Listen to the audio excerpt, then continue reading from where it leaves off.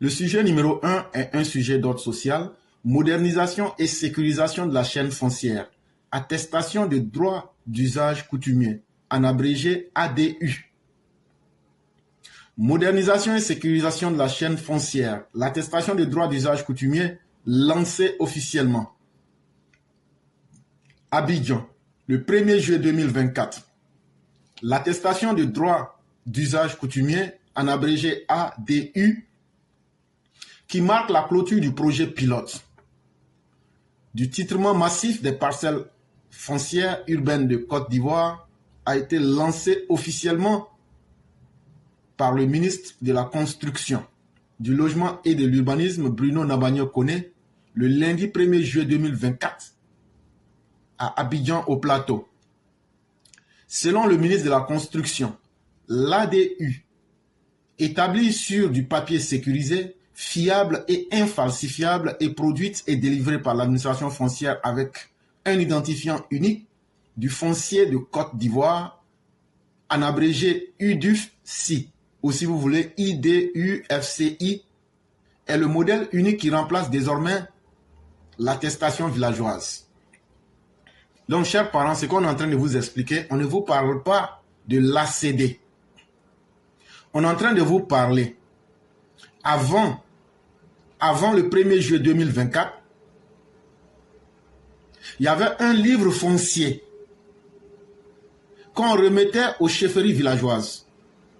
Et à partir de ce livre foncier-là, les terres qui revenaient aux villageois, les villageois pouvaient vendre ces terres-là. Mais ça devrait être fait en fonction du livre foncier qui leur est remis. Et lorsque les villageois vendaient les terres, les villageois vous remettaient une attestation villageoise. Quand vous aviez cette attestation villageoise, c'est avec ça que vous allez maintenant commencer à faire les papiers, permis de construire, jusqu'à avoir votre ACD. Mais depuis hier, lundi 1er juillet 2024, on ne parlera plus du tout d'attestation villageoise. Ceux qui avaient attestation villageoise avant, il n'y a pas de problème. Vous n'aurez pas de problème. Cherchez simplement à continuer votre procédure. La loi n'est pas rétroactive. Ça veut dire, on ne va pas dire comme vous n'avez pas ça avant, il faut avoir ça maintenant avant de continuer la procédure. Non, vous n'avez pas du tout à vous inquiéter. Mais depuis hier, 1er juillet 2024, si tu vas maintenant payer un terrain d'habitation avec une collectivité villageoise, avec un chef de village, ce n'est plus attestation villageoise, on va te remettre. Si on te donne attestation villageoise, c'est que c'est beurre ils ont mis dans tes oreilles. C'est quand on va te remettre là. C'est un document qu'on appelle l'ADU, ou bien si vous voulez l'ADU. Ça veut dire, l'ADU là, c'est l'attestation de droit d'usage coutumier. Ça veut simplement dire que on reconnaît que tu as respecté les droits d'usage coutumier. Ça, c'est uniquement dans le cas de ceux qui payent les terrains avec les villageois. Si toi, tu es à Abidjan et que l'endroit est déjà viabilisé et qu'il y a un titre foncier global, tu n'as qu'à continuer ta procédure, tu n'as pas besoin de ça là. Mais si c'est dans un village, à partir du 1er juillet, là, forcément, on ne va plus te donner attestation villageoise, c'est ADU ou même ADU que tu auras. Et comme je viens de le dire, c'est l'attestation. Ça veut dire ce qui certifie que tu as payé le droit d'usage coutumier, tu as payé le droit aux villageois pour avoir cette terre-là. Si j'explique 1000 fois, c'est pour qu'on comprenne bien. Et donc, une fois que tu as ça, le ministre dit que ce papier-là, l'ADU là, ou bien l'attestation de droit d'usage coutumier là, que c'est un papier qui est sécurisé. C'est un papier là, il y a confiance dedans. C'est un papier là, quelqu'un ne peut pas aller reproduire.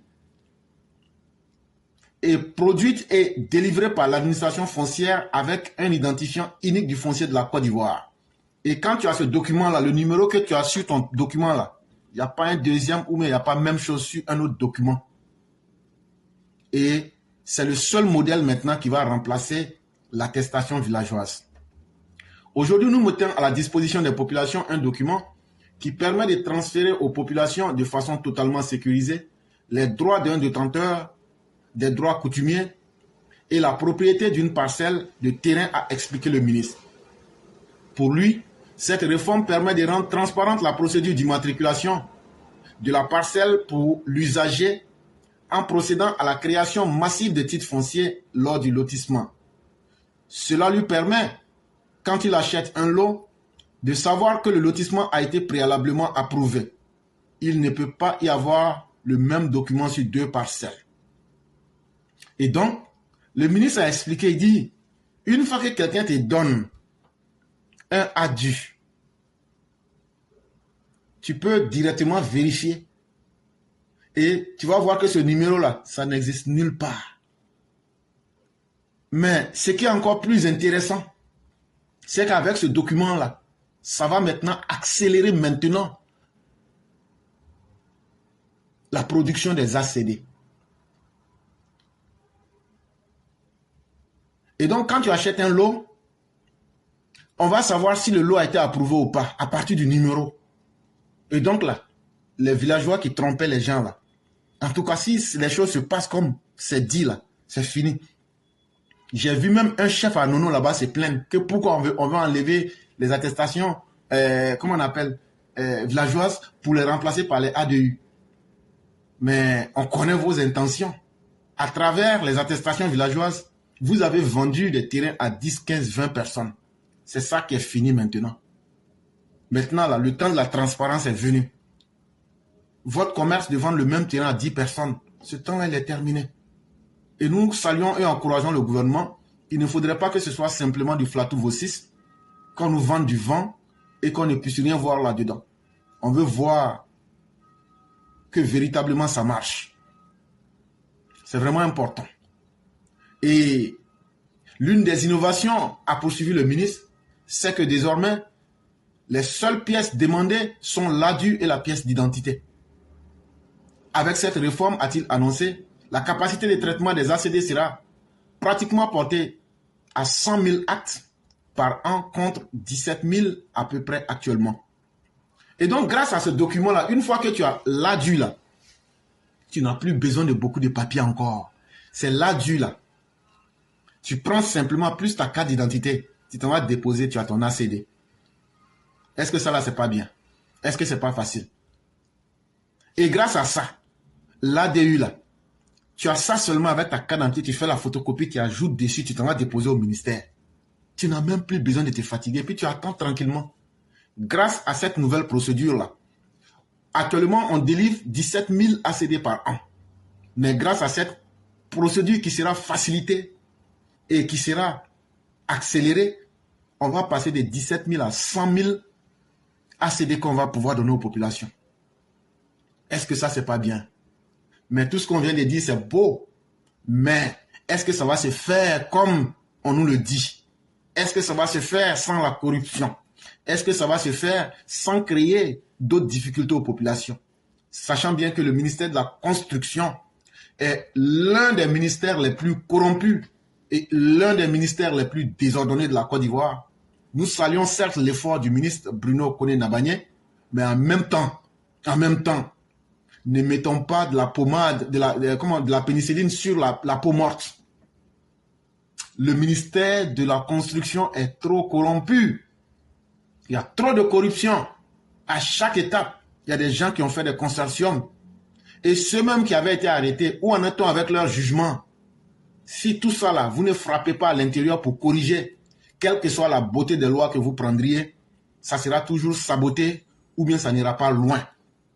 Et donc nous disons à nos populations, si vous partez dans une collectivité villageoise et que vous payez un terrain, la première chose, on ne va plus vous donner attestation villageoise, on va vous donner une attestation de droit d'usage coutumier qu'on appelle ADU.